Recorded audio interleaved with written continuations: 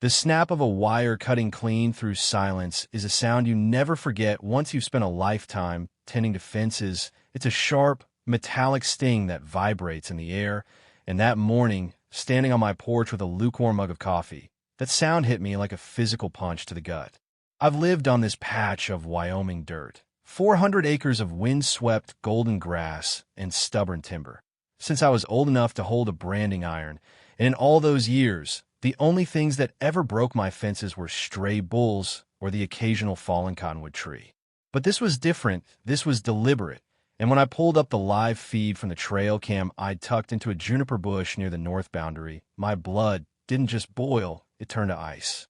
There they were, two guys in crisp, lime green polos with the end quote, Aspen Hollow Estates end quote, logo embroidered over their hearts, standing on my property like they owned the damn clouds above it, holding bolt cutters and looking at my cedar post fence as if it were a personal insult to their existence.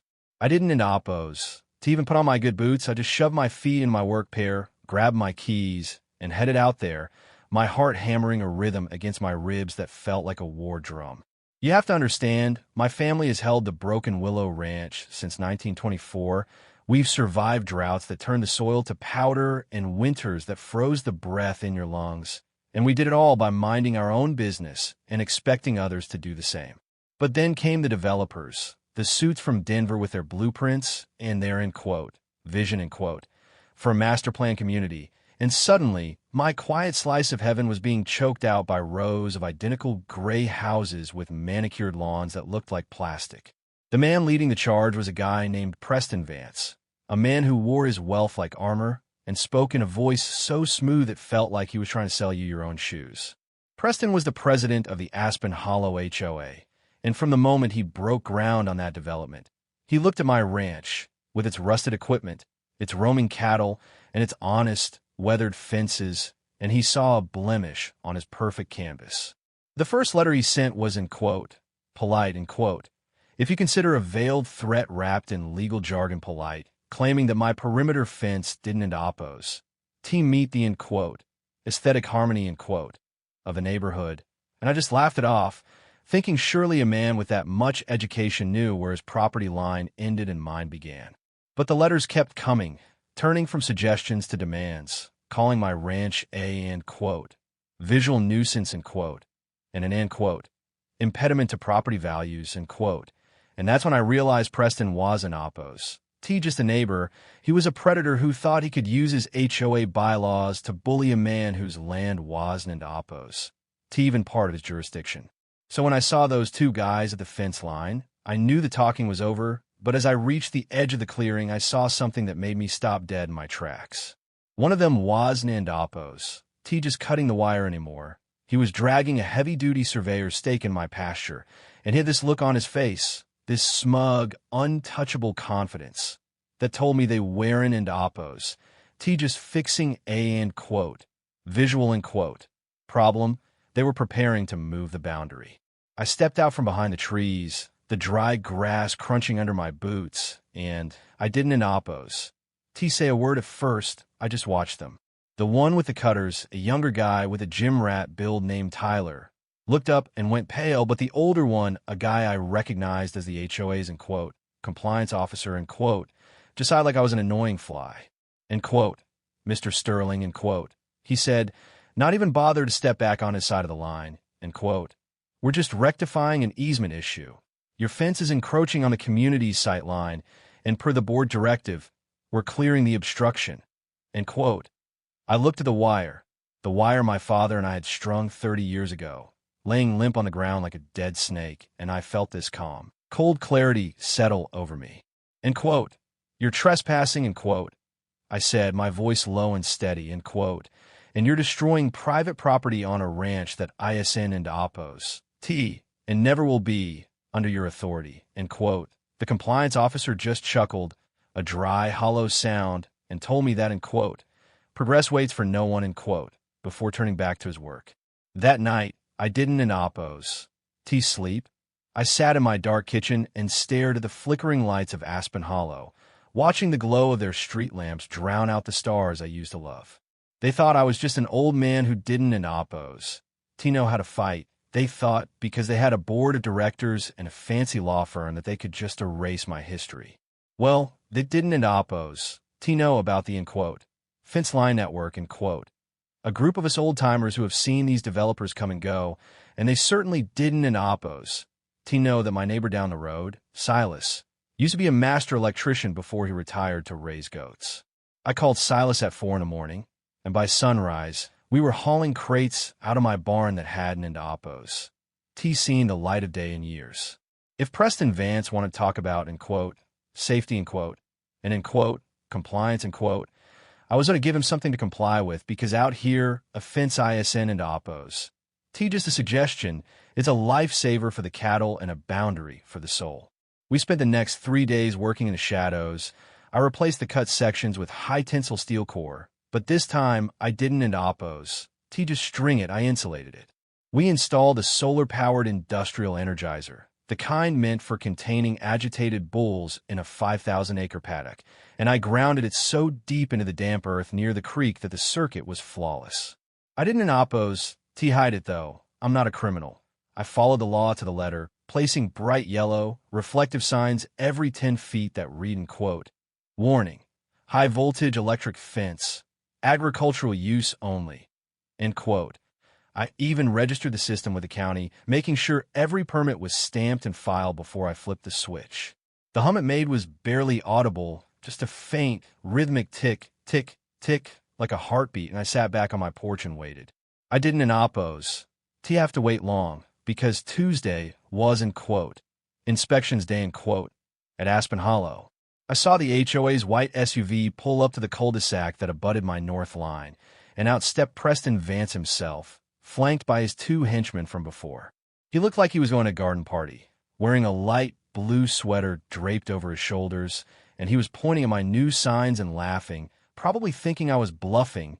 Then old rancher wooed into Oppos. Have the guts or the money to actually wire a fence. I watched through my binoculars as they marched right up to the line, and Preston, in a fit of theatrical bravado for the benefit of a few homeowners watching from their balconies, reached out to grab the top wire, likely intending to show how, illegal, and, flimsy, it was. The moment his hand closed around that steel, the tick met the tack, and the sound that came out of Preston Vance wasn't into Oppos. Human. It was a high-pitched, strangled yelp that sounded like a tea kettle hitting a boil. He didn't into Oppos. Just let go. The muscle contraction threw him backward, and he landed flat on his expensive backside in a patch of prickly pear cactus, his face turning a shade of purple I've only ever seen on a bruised plum. His 2 buddies scrambled back so fast they nearly tripped over each other, and the look of sheer unadulterated shock on their faces was the best aesthetic change I'd seen on this land in a decade. I walked down to the fence, taking my time, and stood on my side of the wire, looking down at him as he sat there, gasping for air and picking cactus needles out of his slacks. You all right there, Preston? I asked, my voice dripping with feigned concern. Those signs are pretty bright. I figure a man of your education would have caught the in Oppos, high voltage in Oppos part. He tried to scream at me, but his voice kept cracking. He kept pointing at the fence and stammering about, assault, and, lawsuits, but I just held on my phone, I've got the permits, the county registration, and a direct feed of you trespassing, again, and attempting to tamper with agricultural equipment, I told him, And just so, the local sheriff, Bill Crawford, is already on his way because I reported a group of suspicious individuals attempting to sabotage my livestock containment system.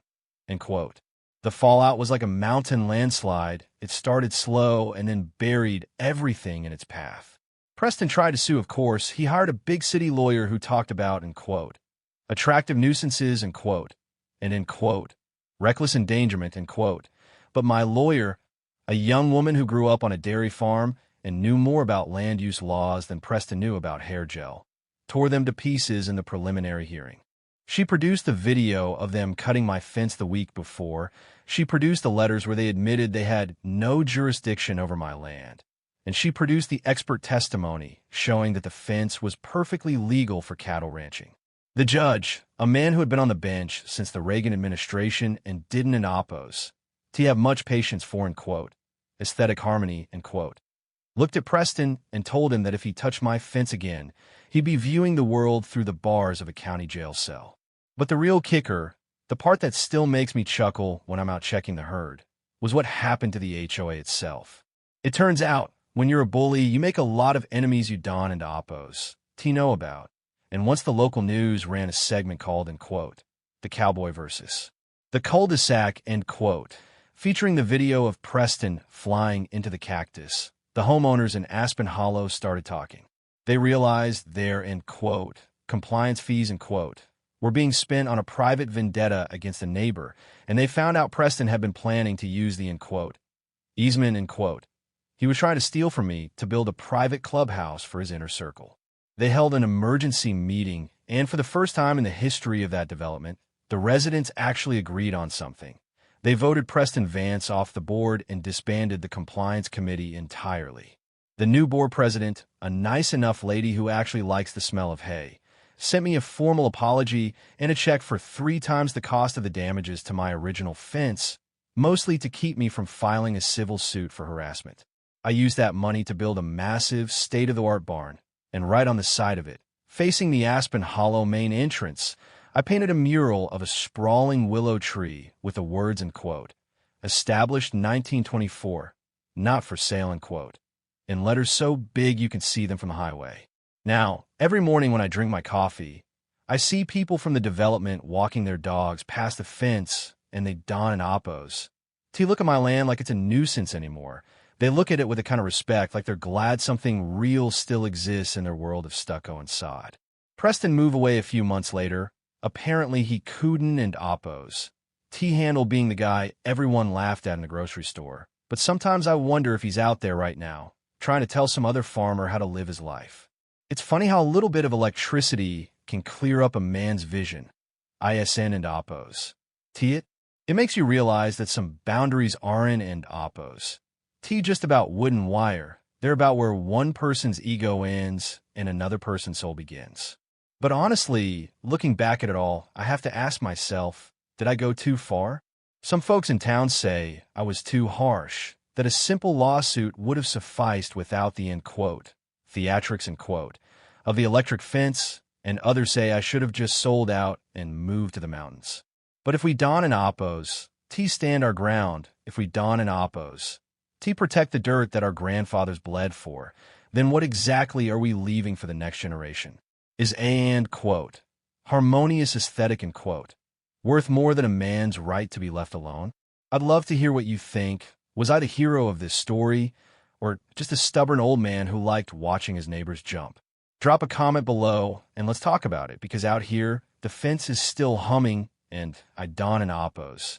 Plan on turning it off anytime soon.